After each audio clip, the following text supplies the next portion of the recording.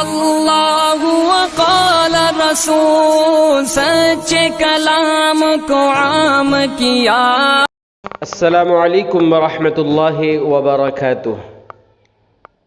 محترم عبد الحمید بھائی وی وی لیوٹ منڈیا سے پوچھتے ہیں کہ حضرت دھوبی کے دھلے ہوئے کپڑے پاک ہوتے ہیں کیا؟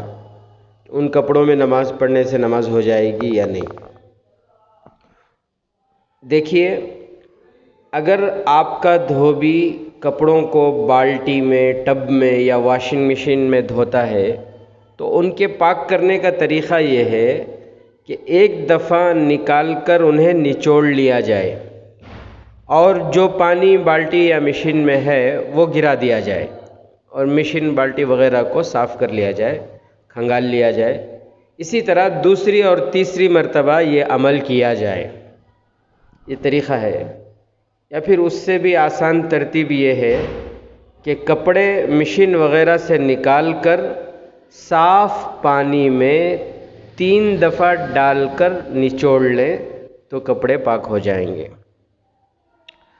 اگر مشین وغیرہ میں دھلائی کے لیے ڈالے جانے والے تمام کپڑے پاک ہیں تو 1 دفعہ دھونا کافی ہے، لیکن اگر پاک اور ناپاک کپڑے آپ کا دھوبی دونوں کو ایک ساتھ پانی میں ڈال کر دھوتا ہے تو اب 3 دفعہ دھونا اس کے لیے ضروری ہے، کیونکہ اس صورت میں سارے کپڑے ناپاک ہو گئے۔ بہرحال مسئلہ یاد رکھیں، دھوبی سے کپڑے دھلوانا صحیح ہے۔ عام طور پر ہمارے یہاں جو دھوبی ہیں، دھوبی وہ پانی اتنا استعمال کرتے ہیں، پانی کی اتنی مقدار استعمال کرتے ہیں جس سے ناپاک کپڑے بھی پاک ہو جاتے ہیں۔